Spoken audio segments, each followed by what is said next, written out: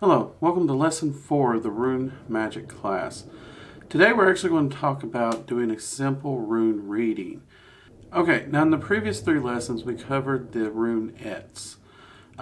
We went over each individually, and by now you should have been drilling each of the individual runes and their meanings using your flashcards that we created. And now that you do have a good understanding of the basic keyword meanings of these runes, naturally, you're going to want to start to use these in a divination format. So let's talk about that. Now, when we talk about rune reading, again, we don't have a whole lot of historical records on exactly and precisely how things were done. We do know that they casted lots and they drew runes in some fashion. Now, because of this, the most common method for rune reading, and what people call the truest method of rune reading, is also what's called a full casting, which is something we are going to be covering in this class, I do promise. But in this particular lesson, we want to get started with a little simple rune reading.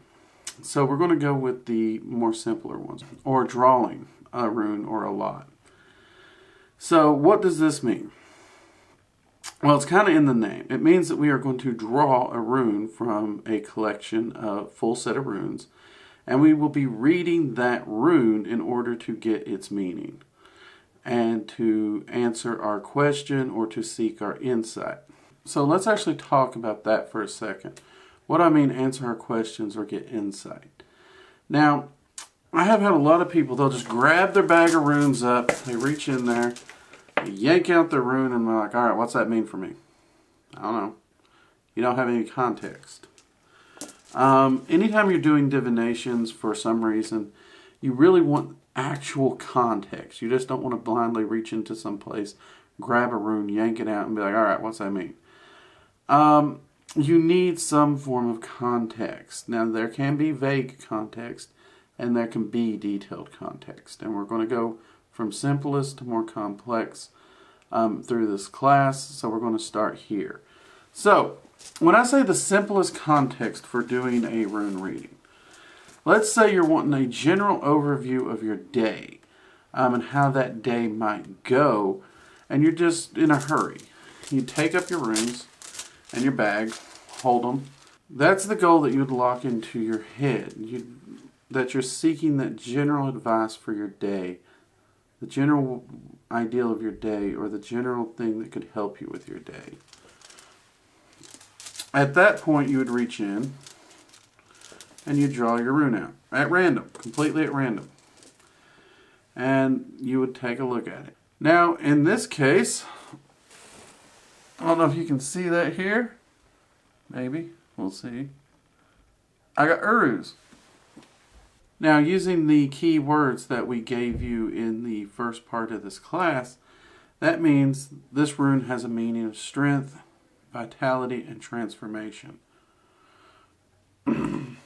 Now, I have been a little under the weather, so the vitality, I get a feeling that that's going to either be a struggle to do with the healing process, or it means I'm going to actually make a large jump in the healing process.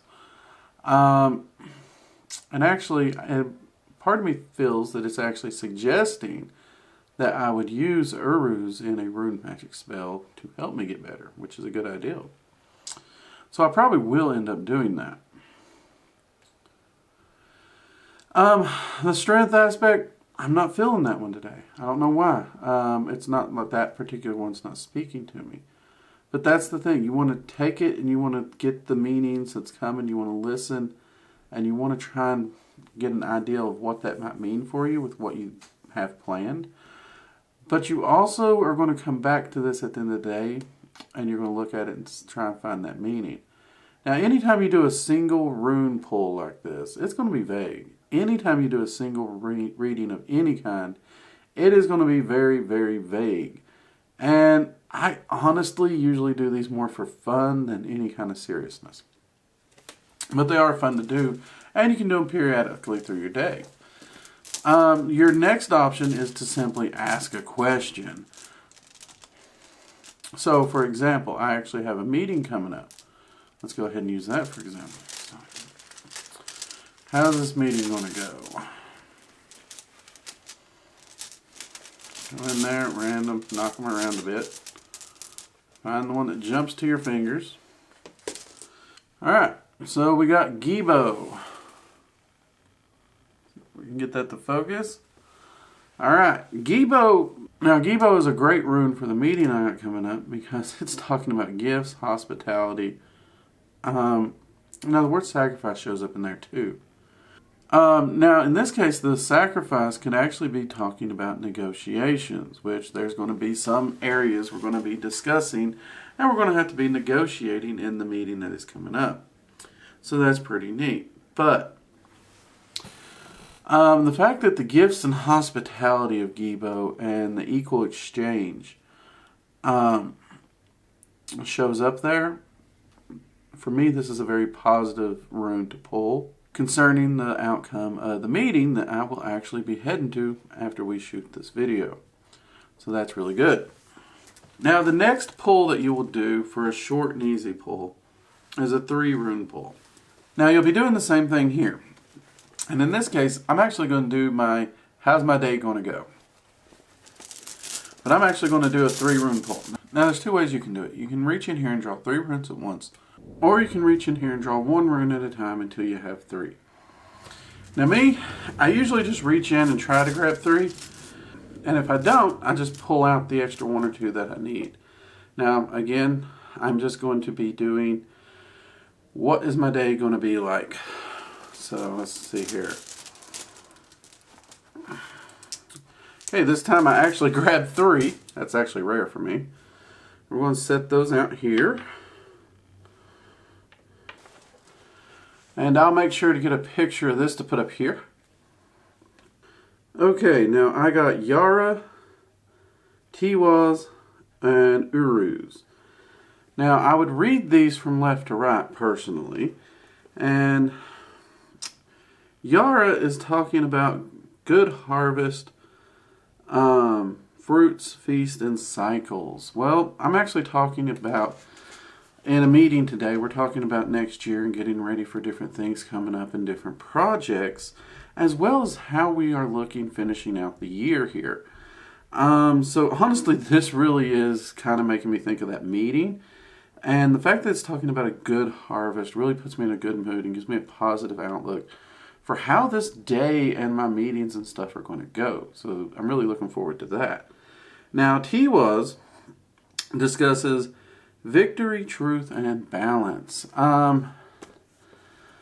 Honestly, here, I'm kind of getting that be honest with yourself. Be honest with the projects you got. Try not to overdo it. Do try and keep yourself balanced. Don't get lost or overly lost in your work and drown yourself there. I know that seems a little weird, but that balance sector and being honest with oneself really is what I'm getting from this. And then we have Uruz again, which again, I think this one's talking about my health somewhat and how that I will be getting better and I need to be doing that spell work. I don't know, that just keeps screaming spell work, and that's what I am going to try and focus that on. Okay, so now you'll notice when I was reading these, I said what I'm getting from it, what I'm feeling. A lot of divinations is going to come from your insight and your personal insight. This is why we spent so much time drilling those key words. Because you're going to take those key words when you're looking at the rune, and you're going to bring the key word that comes to your mind first from that. And then you're going to examine the key word, and you're going to ask yourself, what is the meaning of that key word for me today? And you're going to let that just kind of speak to you. And it's going to come to you, just pop in your mind at random. There is no right or wrong way. In fact, doing readings like this takes a lot of practice and work. And as we get further in this class, your knowledge base and understanding of these runes is actually going to expand further, which only further deepens your ability to do divinations while using them. This is just a simple way to get you started. Now, these are very short and simple divinations that we just did. So one of the things that I like to do is I like to draw 9 runes and do a kind of, I won't call it a full reading, but it's a more in-depth reading to a question I might have. And now to do that, what I would do is I'd actually draw more runes than this. So without doing a full casting, or even what some people refer to as a half casting, what I like to do to get a deeper reading is I like to draw up to 9 runes. And you would do exactly as we've done here and go over it that way. You would just use 9 runes. The reason I choose 9 is very important in runic magic and Norse magic. It's considered the number of the Norse universe. The Norse cosmology is built on it.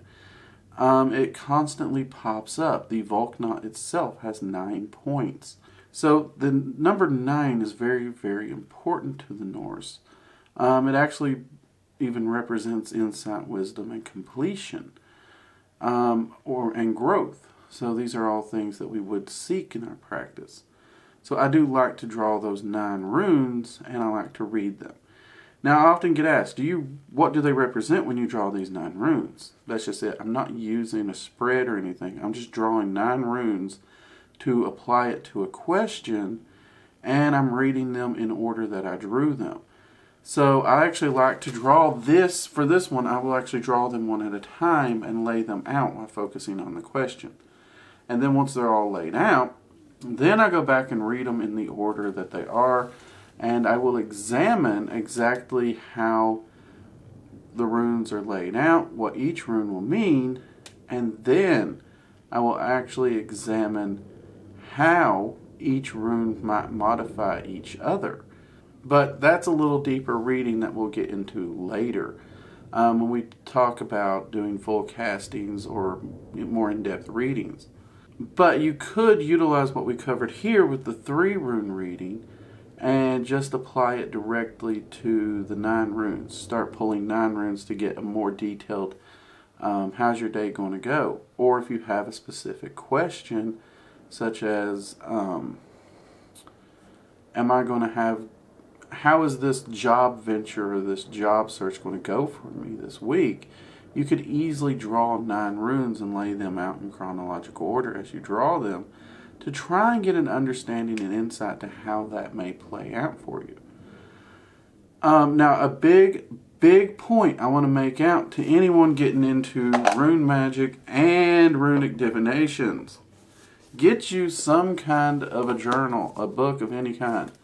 Now, this one here I got years ago, and it has a lot of runic notes in it for me. So there's a chance you might see this again. But it has plenty of blank paper in it as well. But what I do when I do my rune work is anytime I do a reading, I'm going to record it in here. And I actually record it in order. And I put the words that, for me, the reading is speaking of. And under the rune, I actually make a notation of what I feel the rune is saying and how that applies to me and my question at this moment. And that's very important. And I'll do this for every rune in the reading. And then once that's done, I will actually jot down my thoughts and ideals of exactly how this all might tie into the question and how the runes might even compare to one another. And this allows me to go back and evaluate how accurate I was and my own personal insights, and even to go back and see what was the runes telling me that I missed. And sometimes that's more valuable. So make sure you have a book for recording these. In fact, in this class, we are actually going to go into how exactly I would do this. In fact, let's go ahead and do that. So for the rune reading that we just did, the 3-rune reading with Yarrow, Tiwaz, and Uruz, I would actually go ahead and in my journal, I like to use journals that are like this and have a margin. Not all my journals do, but I do try to do the runes in the margin if I can. If I have a margin. In this case, we do. I don't actually write the name of the rune. Instead, I will actually draw the rune. This actually reinforces you knowing what the rune is on sight, which helps your reading as well as your runic magic. And I will quickly jot down what I believe each rune is telling me for the reading. Or, well, I should say, what key words we're pulling from my knowledge and study of the runes. And then below that, I would actually jot down my thoughts and my notes on how that would pull together. Now, I'm not going to sit here and do that for this particular reading, so I'll just go ahead and do a few quick lines on here, just squiggle lines, so that you can see it here in the picture. And that is exactly how I would do this. That is a very simple runic entry that I would do for a 3-rune entry. Now, later in the class, we might actually show you how to do a more in-depth entry. But here's one of the things. This is just a very base ideal of where to get started. And I say base ideal where to get started because every person really needs to keep their notes and journal in a personalized manner that makes sense to them. So do play with it. Do find what works for you, especially when we're talking about the larger readings. The larger readings are far harder to record, especially in this manner. I will try and give you some tips and tricks that I use when we get there. I don't know if we'll actually show you a detailed shot, kind of like what we're doing here with the screenshot that we showed. But I do want to try and get you guys to understand that keeping that journal is vital. Very, very vital. Now, another thing that I want to cover is, you notice we did these rune readings, and these are, again, very simple rune readings to get you started so you can jump right in here and get to work. We drew them out slowly. We drew them out simply. I do recommend doing rune readings daily when you're first starting out. You could even start practicing with your friends. Just let them know you are practicing. You can't guarantee the accuracy. And even have them let you know how they feel the reading went. Because that's a great way to really work on your practice and build it up. Heck, even work with another person who's also learning this class and trade readings back and forth. It can really help out. Also, don't continually ask the same question over and over. You'll find the readings automatically start to skew themselves. It's almost like the runes are getting annoyed with you for continually asking the same question over and over. Do not ask the same question multiple days in a row. At best, I would ask the same question at max 3 times a week if it's a relevant continued thing that's very pressing that week. If it's not very, very pressing that week, I would ask it one time. That's it. I would only ask it one time. And I'd make my other questions completely different or onto another topic or subject. That's one reason the daily readings come in so handy when you're first developing your rune reading practice. Now, another question I get a lot about rune reading is rune spreads. This is not something I use nor do I teach because spreads is something that comes from tarot. And tarot cards and runes are very different and they do work differently. Now, it is true, you could use a tarot spread of any kind or even find tarot spreads that are adapted to the runes and use your runes very similar to tarot cards. Though in my experience and many others, the readings don't come through quite as... they don't come through the same way. So they do read a little differently when you do that. And one of the things about the runes is the way they speak their insights and their wisdoms to you as you do a rune casting or one of these simple rune drawings. But that's not to say that you cannot use spreads. In fact, I know many people who have a lot, and I do mean a lot of success with spreads. But most of these people actually steer away from doing full rune castings too. And I think that's where they're shortchanging themselves. I myself actually do experiment with spreads. I know I said I don't use them. I don't use them for my divinations that I rely on, but I do still like to experiment with different spreads, whether it be from tarot or rune spreads that other practitioners tell me about. And I do find them fun to play with and try out and see how they go. So far, I've not found a spread that really speaks to me in a way that I find it adds to my rune working. It actually seems to be more distracting to me because you have to know where each rune goes in the spread. You have to know what each location means, and you got to memorize a lot more than you already had to do when you was doing a full casting. And I am one who I try to do a full casting quite often. And once we get to the full casting, you'll see that's a big reading because you are casting all 24 runes. And you're doing more than just reading 24 individual runes in that particular divination. Because part of what you're doing is you're reading the individual rune, but like I said earlier, you're also reading how the individual rune modifies the other runes next to it. And you really have to open yourself and listen to the runes and learn to speak with the runes. And that's actually what we're going to be talking about in our next lesson when we discuss runic meditations. That is not only going to help you learn to hear the runes and speak with the runes, it's going to help you deepen your knowledge, deepen your understanding, and your connection with the runes, which is important for a rune worker, whether you just want to focus on divination or whether you just want to focus on runic magic. This style of meditation is going to be vitally important for you. So that is going to be a very important lesson for these classes. So stay tuned for it. In the meantime, I want you to take 2 weeks and I want you to be doing 1 or 2 divinations a day over the next 2 weeks. And make sure you're keeping a journal and notes on every rune divination reading you do.